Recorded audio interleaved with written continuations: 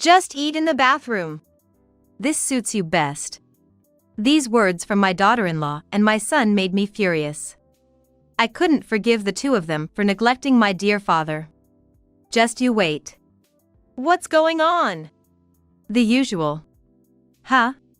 I can no longer overlook the actions of my son and daughter-in-law. I've decided to fight back. My name is Miranda Sarr, 60 years old. My family includes my 80-year-old father and my 40-year-old son, Daniel. Originally, Daniel lived with me and my husband. However, after my father became a widower, he started living alone. Thinking he would be lonely by himself, it was decided that Daniel would live with him. I'm thrilled because this house is also the home where I spent my childhood. My current home is a bit far from my father's place. That's why I was a bit troubled about not being able to visit my father often. I'm grateful to Daniel for willingly moving in to live with him. Grandpa is worried, and I wanted to try moving out once. Daniel had never left our home since he was born. He went to college from home and probably longed for a life of independence away from his parents. Thank you, take care of Grandpa. I decided to entrust my father to my son. At this time, Daniel was 40 years old. He was still single, without a wife. Hoping he would find someone good, my wish was soon to be granted. About 6 months after Daniel started living with my father at home, he suddenly contacted me. What's up? Actually, I'm gonna get married. Married? I was surprised by my son's sudden confession. There was no sign of a girlfriend, and it was shocking that he was getting married so suddenly. When did you get a girlfriend? I started living with Grandpa and pretty soon after, I had an arranged meeting, and she's really a great person. I felt relieved at the word great person. My son would be all right now. Then the day of the meeting came. My husband, Mike, and I attended the meeting. Nice to meet you. I greeted Angela, who would become my daughter-in-law. Hello, I'm Daniel's father. My husband followed with his greeting. The daughter-in-law had black hair, was tall with a good figure, and had distinctive, sharp eyes. I thought she was beautiful. However, after seeing her actions later, my impression of her changed drastically. So these are Daniel's mom and dad. The daughter-in-law looked us up and down. It felt awkward being stared at by someone I had just met. What's the matter? I asked the daughter-in-law. Then she answered. What, you don't look like your mother at all. Me and my mom? No, not at all. Indeed, my son and I don't look alike. He probably resembles my husband more. I was aware of it myself. However, I never imagined being told such a thing by my daughter-in-law, whom I had just met. The daughter-in-law continued. Grandpa is here too, right? We're gonna live together. What? Just the two of us, right? It seemed that my daughter-in-law, Angela, was unaware that the father and son were living together. I had assumed they had talked about it. What a hassle! Suddenly, Angela threw a tantrum. She looked just like a child. Angela is, in fact, the same age as my son, Daniel, both 40. She doesn't look her age at all. I thought I was gonna live with just Daniel. My son was also shaken by her behavior. My husband, Mike, was just as surprised by Angela's outburst next to him. But, he must have chosen her for a reason. Even though she was throwing a fit, my son looked at Angela with kind eyes. Then he calmed her down. It's okay, I'll take care of Grandpa. Really? I won't make it hard on you, Angela. Then, I understand. It seemed Angela was convinced by my son's words. But after that display of temper, I was at a loss for words. It was as if we were invisible to her, or perhaps she was choosing to ignore our presence. Either way, it seemed like she only had eyes for my son. In a way, that's sweet, but as the future mother-in-law, I'm filled with anxiety. Can we get along with her down the road? The first impression was so strong that I already felt uneasy around my new daughter-in-law, even though we had just met. Later, when I talked to my husband, it turned out he felt the same way. Are we going to be okay? I'm worried too. The problem isn't just my relationship with my daughter-in-law, Angela. I was also worried about her living with my father. Clearly, Angela was not thrilled about living with him. It's understandable, but even though my son, Daniel, said he would take care of my father, I was anxious Angela might be cold towards him. After all, during the initial meeting, she barely spoke to me and was somewhat standoffish even when we did talk. She was the same towards my husband, Mike. I'm worried about my father the most. I didn't visit often before, but now I've decided to check on him regularly. I decided it. There was no word from my son and Angela for a month after they got married. I thought Daniel would contact me if there were any problems, but there hasn't been any. I took it as a good sign and decided to leave them be. Above all, I was avoiding any interaction with Angela. Then one day, Daniel and Angela suddenly came back home. Angela looked visibly upset. I asked what happened. That grandpa is unbelievable. Angela was angry with my father. She said my father had stormed into her room when she was on the phone loudly with her friends, late into the night. But when I heard the time, it was after 2 a.m. A time when most people would be asleep. I couldn't help but sympathize with my father. I said I didn't want anything to do with that old man, didn't I? Angela was angry, not with Daniel, but with me. I didn't understand why I was being yelled at. It was Daniel's decision to live together, and I didn't order them to do so. Angela was completely lashing out at me. I just wanted to live quietly with Daniel. Why does it have to be like this? Well, you don't even care to check on your own parent. That last remark really stung. After giving me a piece of her mind, Angela seemed satisfied and left. Are you okay? My husband, Mike, who had witnessed the whole exchange with Angela, asked me with concern. Yeah. She seems like a difficult person. If you ever have any trouble, just tell me, okay? Mike spoke kindly. Thank you. I'm almost 60 years old, and this was the first time I've been so harshly criticized by someone younger than me. Of course, I've apologized for my mistakes at work before. But Angela's way of blaming was clearly unreasonable. And it's not the way to express anger towards a mother-in-law. I understand that as her daughter, I should be the one looking after my father. However, he insists on staying in that house. The house filled with memories of my mother and me. My father is still capable of taking care of himself, and forcibly moving him wouldn't be right. It was a decision I made after much thought. And my son, Daniel, agreed to live with him. So, I didn't think Angela, who married into the family, had any right to criticize that decision. This incident made me even less inclined to talk to Angela. But avoiding her proved difficult. Hey, is old woman here? Angela suddenly came to visit our house. This time, Daniel wasn't with her. It was the first time Angela had come alone. What could it be? And was she referring to me as old woman? Her refusal to even call me mother-in-law only infuriated me more. I was amazed at Angela's lack of manners. What's up? I reluctantly went outside. As soon as Angela saw my face, she looked displeased. So, it's old woman. It turns out she was indeed referring to me as old woman. And then she started yelling at me out of nowhere. It's really all your fault, you know? My fault? Yeah, I thought I was going to live with Daniel, but why do I have to live with Grandpa? She still seemed to hold a grudge about that. I asked my daughter-in-law, Angela. Isn't Daniel taking care of his grandpa? My son had said he would take care of him. But Angela's response was different. He's not looking after him at all, leaving everything to me.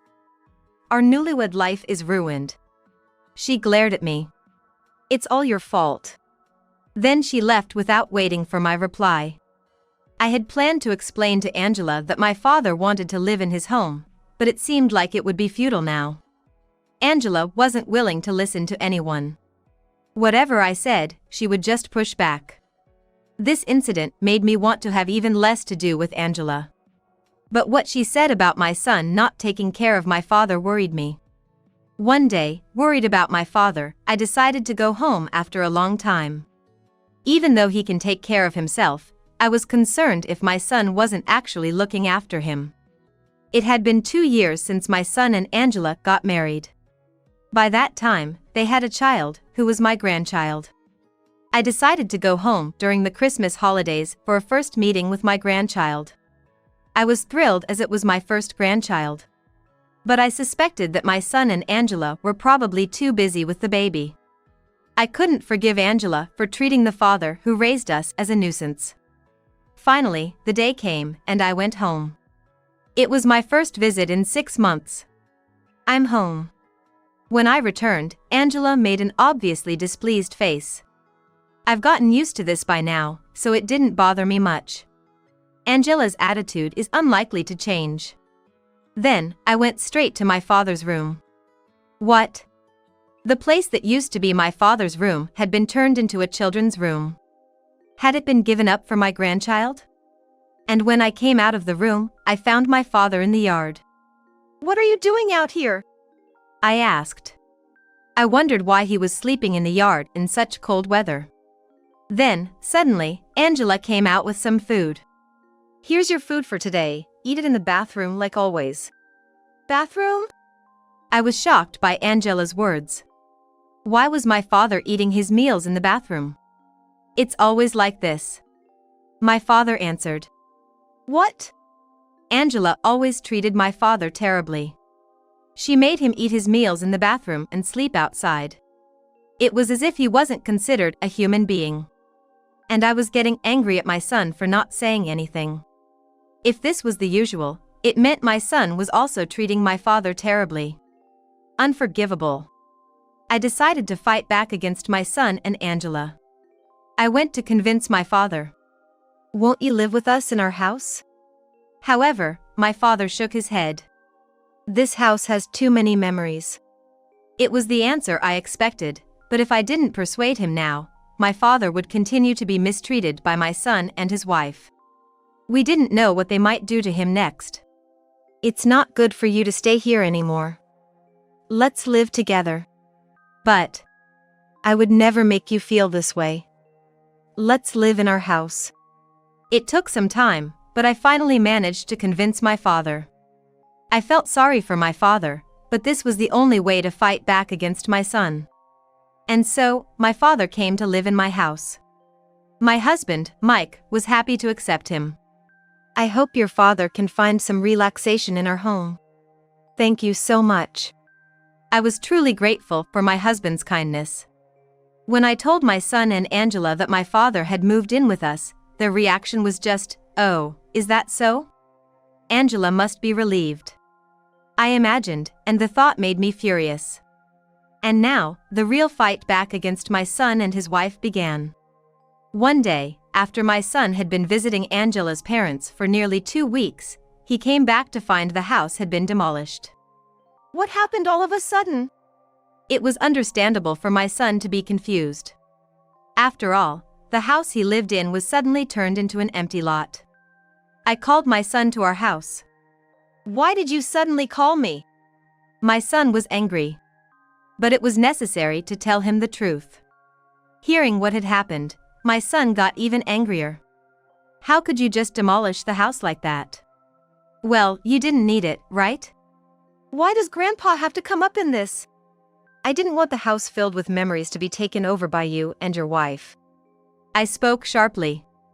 I thought it was important not to show any hesitation. Are you neglecting your grandpa? I asked my son. Just then, the house's doorbell rang.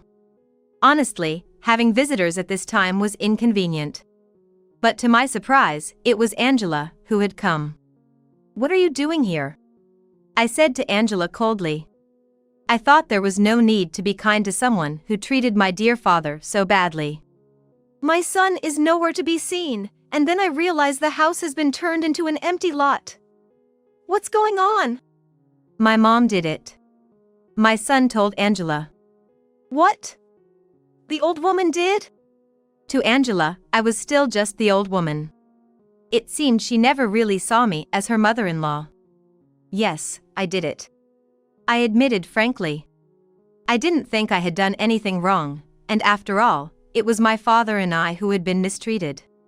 Why would you do something like this? Our house is gone now.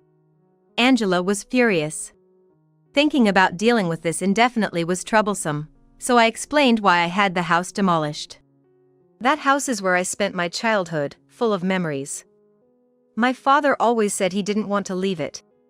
Who cares what Grandpa thinks? Angela's response made it clear. She only thought about herself. But I couldn't afford to lose here. But, you see, the woman who married Daniel was very mean, calling her mother-in-law the old woman and bullying me. Mom. Such a person, I don't consider family, and I thought they didn't belong in that house. So, I had it demolished while you were visiting your parents. Oh no.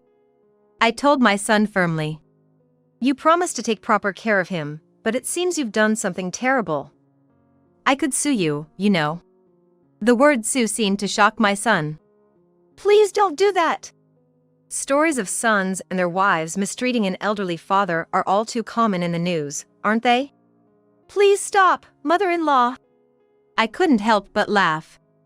The daughter-in-law who had always called me old woman was finally starting to respect me as a mother-in-law. You finally call me mother-in-law when you find yourself in a crisis. My smile was met with my son's grimace.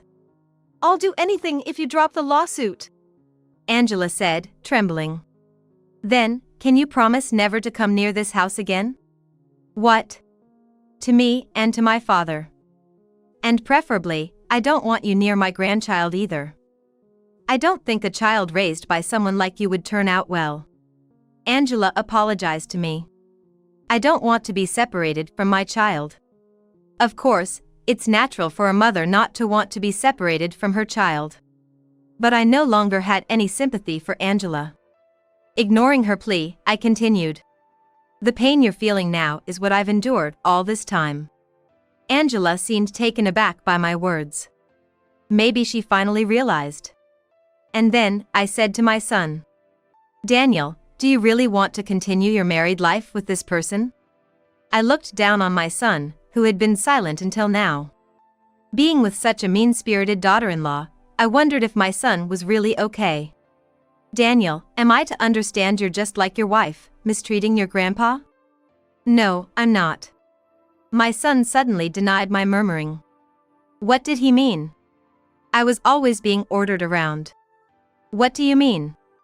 Make Grandpa eat his meals in the bathroom, and try not to let him into the house as much as possible. I see, that was what it was.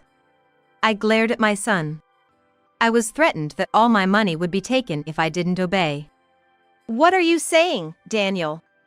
Angela countered. How could this be? I sighed deeply. I was utterly appalled by my daughter-in-law. Didn't Angela love my son? Was that why she tried to separate him from his father? It's obvious I don't love him. What? Angela murmured. Daniel was single until 40 and had a lot of money, so I married him for that. If it wasn't for the money, I wouldn't need Daniel. You married Daniel for that reason? Angela responded to my question. Yes. What was she saying? You're kidding. You approached my son for such a reason? Unbelievable. I couldn't contain my anger at Angela's utterly unreasonable reason. This might have been the first time I raised my voice so much. Not only my father but also my son had been threatened. I could no longer see my daughter-in-law as a person after she insulted my family like this. If things continued this way, she might do something terrible to my husband too. I will never allow anyone to make my family suffer any longer. It's unfortunate, but this is goodbye. I placed the luggage Angela had brought outside and escorted her to the entrance. Never come near my precious family again. How could you? After pushing Angela outside, I closed the front door. Please open up. I heard Angela knocking on the door multiple times, but I ignored it. Eventually, when the knocking stopped, I knew she had given up and left. My son was standing there dumbfounded, showing no signs of chasing after Angela. He must have been seriously threatened. It's natural he would want to distance himself. I finally feel relieved. I was able to say everything I had been holding back, feeling truly relieved. It had been for the first time in a long while. Maybe my heart hadn't been at peace since Angela joined our family. The constant stress and nerve-wearing may have taken its toll on me. But I think I managed to fight back adequately for all the bullying we endured. Peace has finally returned to our home. My son and Angela eventually got a divorce. Angela was initially against it, but my son had no intention of reconciling. Given the daily threats, it was natural. My grandson, born between them, would be raised by my son. I believe it was the right choice. If the marriage with Angela had continued, my father would have suffered even more. And my son might have been bullied even more by Angela. I'm sorry for everything. My son apologized to me. Even though he was ordered around by Angela, it was a fact he had bullied his grandfather. It was pitiful. However, I couldn't bring myself to let my son off the hook like that. I had trusted him to take care of my father. If something had happened, it would have been nice if my son had consulted me, but he followed his wife's lead without discussing anything with me. Of course, living together again would likely be impossible. From now on, please live with your child. I no longer want my son to return home, but to become independent. Having lived at home until the age of 40 might have made him a bit spoiled. That's why I want my son to gain the strength to live on his own and the ability to raise his child as a parent. My son is not just any adult, he is a respectable parent of a child. As his parent, I hoped he would fulfill his responsibilities as a parent. I understand. With that, my son took his child and left the house. This was for the best. I reassured myself. And with everything resolved, I felt a great sense of relief.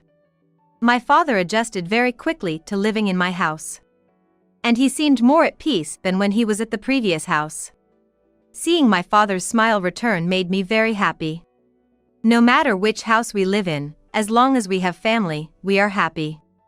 Seeing my father say this made me truly relieved. I'm glad we could live together. I hope we can continue to live peacefully and closely as a family.